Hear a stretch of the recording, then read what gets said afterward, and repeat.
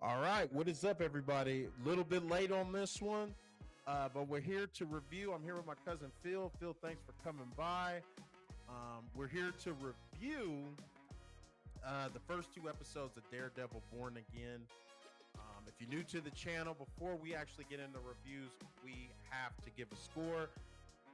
My score was a 2.5. We'll talk about why I gave that score. Phil, what was your score? 2.5 out of three. No, I'm Five. just Yeah. five. Yeah. You're steep. You're steep. Me, I gotta meet you on. I'll give it a three. I'll give it a three. Okay. Three.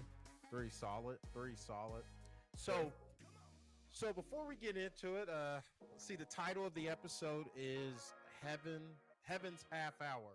Now, there's a quote that is said in the bar, and I think it might be an Irish thing because I've heard this in two other properties, Peaky Blinders and Road to Perdition. And basically, the full quote, what the bartender says that refers to the title of the episode is, "May you be in heaven a full half hour before the devil knows you're dead." And so I'm thinking it's some kind of reference to a Irish toast, because like I said, I've seen it in other mediums. So that's the title of the episode. But like I said, I gave it a 2.5 out of 5. So reasons why. Okay, reasons why I gave it, and then we'll get to reason why Phil, and we'll get to Phil and hear why he felt a little bit differently than I did. So right off the bat, to me, and we talked about this off camera, it just felt a little off to me how it started. I felt right away Karen or Foggy was going to get killed. The music that was playing and just the sense of how it felt. I was like, they're out of here. So one of them is dead. One of them is dead, no doubt about it. And it was Foggy. Foggy got killed. He got killed by Bullseye. So not necessarily him dying I had a problem with. It was just kind of the whole setup for it and all. One of my major complaints was the CGI. When Matt turns into Daredevil and he goes on the rooftop, it just looks bad. And it's not just this show. Marvel post Endgame, the CGI has just been terrible. It's been very subpar. It hasn't been what they've had it. If you go back and watch properties from 10 years ago where the technology wasn't what it is now, it looks better. It looks better than what they're doing now. Now, I've heard reports behind the scenes that they're overworking these guys because they're trying to make deadlines, and so the work is suffering. They're working them, I guess, like they're in sweatshops or something to get the CGI done. I had an issue with the fight scene. It was, to me, it was overhyped. I was hearing this was the best thing since season one, the Netflix, the infamous one shot hallway fight scene that everybody knows Daredevil for. They were saying this one possibly surpassed it, wasn't nowhere near close. As the kids would say, this fight was mid at best. And so those were kind of my complaints. I do have positives, and we'll get to the positives. We want to start with the negatives, get those out of the way first. So, Phil, I'm going to pass it over to you. Once you get done, I'll go ahead and give my positives. So, Phil, go ahead. Just tell us what you thought about the episode. You slightly thought it was a little bit better than what I put out there. I give them a little credit because everything is for me, and the departure away from Netflix to Disney. Of course, it did not. I agree with you. It did not have that Disney charm to it, but it wasn't quite Netflix. Maybe a little Prime. I don't know. But what got me was we didn't know what the time passage was from the very onset. You just see these three walking, and you just see them together. And it's 10 years later, right? And they could have done like Avengers Endgame 5 years later, or set up the scene to let everybody know this is the passage of time. So that's why I think they missed a few points in time reference, and it made everything clunky. It was a few times when he dropped down to the ground and landed. That wasn't a superhero landing. That was a rotten CGI landing. And everything just looked a little shaky and it didn't look solid. Um, as far as I could see, I don't know if they were trying to do an Easter egg to try to say, hey, we're going to have this stairway scene, battle scene, rival Captain America and Winter Soldier's stairway scene. I don't know if it was Civil War or if it was Winter Soldier, where they did the stairway scene where they were fighting all the police officers. It was Civil War. Civil War. And Yeah. that's still the best stairwell scene that Marvel's ever put together. But they spent time on it, and it seems like they tried to rush through that to try to show some things. We didn't get a chance to actually see the elements of Bullseye, doing something, and we did see Bullseye nail a fly with a paperclip. That was good, attention to detail. But other than that, you would see him trying to grab things, and you didn't know what he was grabbing. You didn't know if he was grabbing things off the wall, things from his back on his clothes. Then he had a couple pool balls a couple times, and so they tried to make it a little bit too dark and a little bit too much action without making it, where we could actually Yeah. visualize and see everything. So Yeah. those are the things that got I, me. yeah, I think like good fight choreography and fight scenes. The the fight. See if I'm still. Can you hear me? I can Can you still hear hear me? you, but Okay. just All right. The fight you're actually down tells. just a little bit. Oh boy, how about There you now? go. You good. Okay. Yeah. So the fights tend to. Dang, I keep going in and out of there. I don't know man. This has just been one of those days, guys. This has just been one of those days. I don't know what's going on here with this whole mic situation, but as Chad Johnson would say, stay with me, y'all. Stay with me though. That's right. Um, the fights tell a story. There's a story within the fight, and like I said, these guys just look like they're just punching and this or that and the other, um, but also, we got the reintroduction of Fisk. We all know what happened. His little side quest with Echo, and that she was briefly mentioned, and I'm glad. Don't want to hear anything else about her, but it's good to see him back being Vincent D'Onofrio does an awesome job as Fisk, but we also learned that him and his wife are estranged. She's basically took over the business. She's running the show. Taking another level. Yeah, she's taking it to another level and No, I running said the show. she took another lover. Well, yeah, that too. Yeah, she's got a side piece. She's Oh got yeah. a side piece as well, which he's very aware of, and he's just like, it's kind of one of those where he's like, okay, but we need, we'll explain more in the more when we talk about the other episode of why, he's kind of cool with it. So before we go on to the next episode, I wanted to talk about some positives because I did see some positives in the episode, and one of them right off the bat was the diner scene between Matt and Fisk. For me, right off the bat, it reminded me of the diner scene between Pacino and De Niro in the movie Heat. You got these two men sitting down talking, and these guys know each other, they understand each other, and they're laying their terms out right on the table, basically like, I.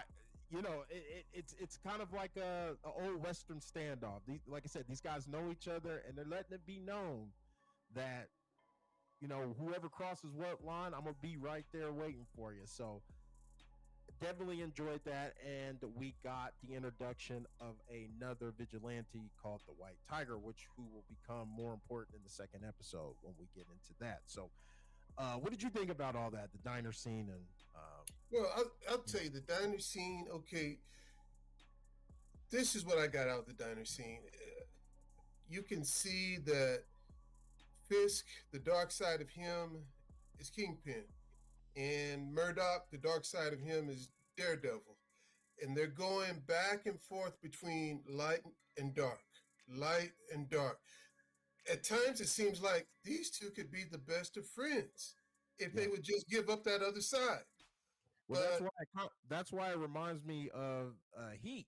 Yeah, because yeah, they both these guys could normally they would be friends, but they just right. happen to be on opposing sides because they But they truly choose. understand each other. They make a choice. They make a choice to say, we're enemies to the end.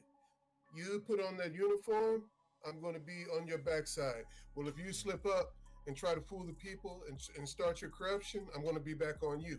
Well, and they go back and forth, tit for tat. And I like the situation where we got a chance to see just a little bit of Fisk basically trying to embrace his human side and leaving the animal behind. And it seems as if Matt Murdock, he's left Daredevil alone until he sees Fisk. So they're both triggers for each other. So that was a lot of ping pong going back and forth, but well crafted, well scripted. I like that. All right. So that's kind of the first episode in a nutshell. Like I said, the episode was entitled Heaven's Half Hour. And so now we're going to go ahead, perfect segue. We're going to go ahead and swing on into the second episode, which is titled Optics. And a lot of this episode has to deal with Fisk as far as optics and the meaning of that, especially when you get into the political sector of things. You know, one thing about that is optics are very important. Optics are very important to, you know, the way you're perceived and how you operate. And so, with that being said, in this, like at the end of the first episode, Fisk becomes the mayor. He wins. He's the mayor of New York City. And like I said, something I forgot about to mention in one of my positives in the first episode was the interviews, the street interviews, because like I said, it's a meta commentary on if you think about what New York, because the show takes place in New York, and what they're saying is some of the same stuff we're hearing people from New York we hear in the news talk about, and it's great because it's involving the city and making it a character. You have people saying how they miss Daredevil because of the incident what happened to Foggy. Matt gives up the mantle of Daredevil, and we flash forward a year, like it's a year since, and so there's no Daredevil. And I happen to mention we have another vigilante, and that's the White Tiger, who's kind of taken up the mantle as the street level vigilante. But the people are missing Daredevil. But later on, you start to hear people are really feeling Fisk. You know, they're really enjoying Fisk um, Didn't like as the that. mayor. So Didn't like so that, like Pete. I yeah. didn't like So that, Pete. They huh? went too fast. Went too fast. Like, here's the thing: everyone knows that Fisk was a gang lord. Okay, how did he become so popular and become mayor? And everybody just said, "Guess what? We're going to vote for him." So I can see they're trying to Well, do some political metaphors to the current administration. And it's like that part. I said that happened way too fast. And then finally, when he is mayor, and they're looking at the optics of, all right, this is what you have to do, this is what you have to see, this is how you have to talk, and you say, okay, 1 year later, are we going to get a little bit of explanation what happened in that year, or are they going to unveil that, in future episodes? I I don't think they know. moved just a little too fast on that one. Yeah, the originally it was supposed to be I think 18 episodes, but it's been cut down to 9. So, Mm. but they're getting a second season, so that maybe they'll build on what they're going to do. But so we mentioned the other vigilante at the beginning of the episode. There's a gentleman named Hector Ayala who intervenes. He sees someone on the subway, what appears to be, well, they're being attacked, and he intervenes. He ends up killing one of the guys, and it turns out the guy was an undercover cop, most likely a dirty undercover cop, plainclothes cop. So he ends up getting arrested, goes to the jail, and Matt's down there, and Matt's sonar goes off. He can hear the guy being tortured, being beaten up by the cops because he's a cop killer, and the cops they see red, and then they're beating on him. So Matt comes in and becomes his lawyer with the assistance of Cherry. They find out that Hector is actually the White Tiger, which I think is a great thing because Matt gave up the mantle by taking this guy as his client. It kind of causes some kind of it involves, you could say, with Matt's conscience, because if you think about it, Matt gave up the mantle. That's the only reason why this guy is active out there, because Matt wasn't there. So Matt kind of inspired this guy to get out on the street and do this. And then Matt decided after Foggy's death, I'm not doing this anymore. No vigilante stuff. I'm going to just do my lawyer thing.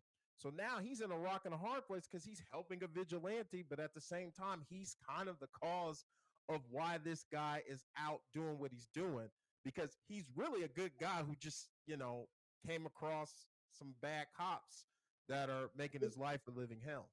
Well, but check this out. Did Hector Ayala actually kill the cop, or did the cop try to rush him and he kind of just spun out of the way and he went over the tracks and the train hit him? Well, That's what I saw. it's still, you were fighting and the guy died. So Yeah, I mean, it, and then plus, two, you know, it's a law enforcement officer. It's never yeah, going to be in your favor when a death is involved. yeah, The thing that I liked is that how Matt used his hearing to see if he was telling the truth. He measured his heartbeat. He sat there and he said, okay, there's no heart racing. So he's telling the truth. And then he said, so what were you doing down there? Oh, I just saw a person, and then his heart sped up. So he knew right then and there that, okay, he's he's telling hiding the truth something. about this part. But the second part, nope, he's lying about something. He's holding something back. Yeah, So that was the part, the little juicy piece I said, yeah, attention to detail. I like that. You got a chance to see Daredevil's ultra senses in action. yeah. And so yeah, I mean, like I said, it's one of those things that's gonna pull on Matt's.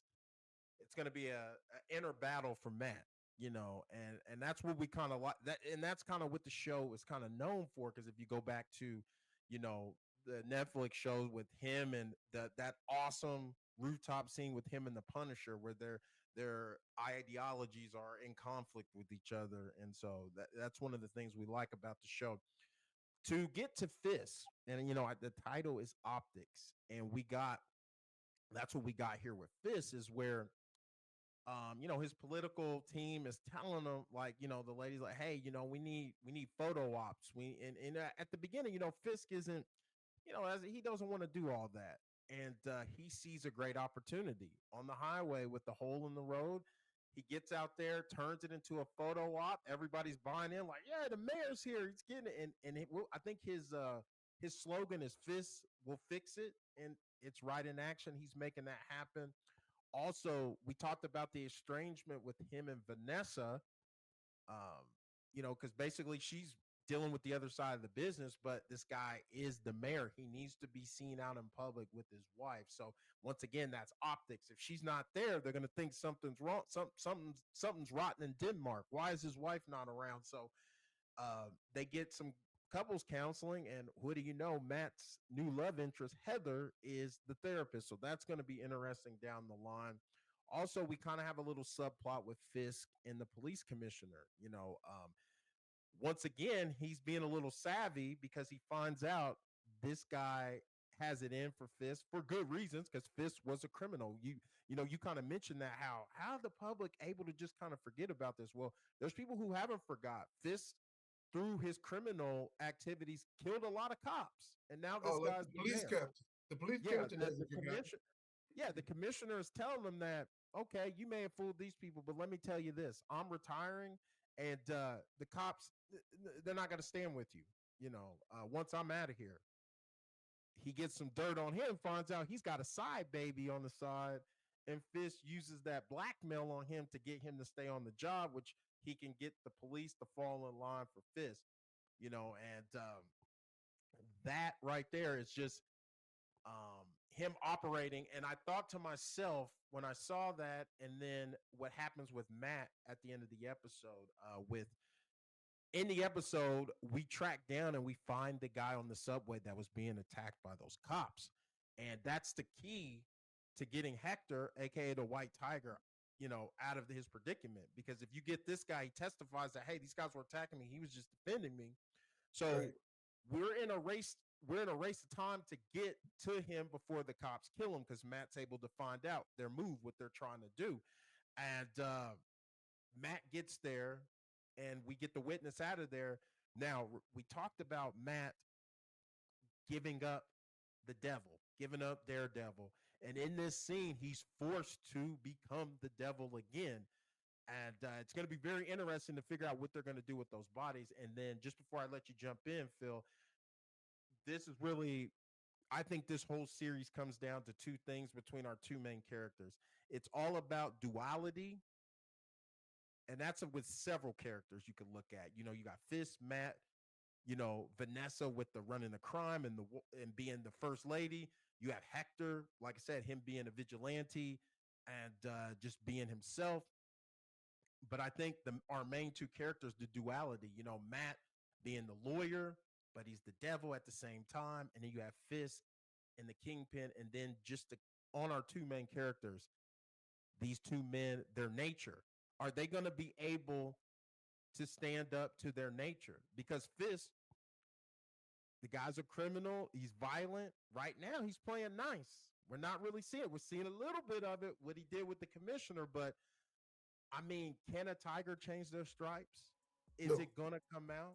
not at that Like I age. said, Not at that age. it Too old. huh? Too old to change. I mean, Yeah.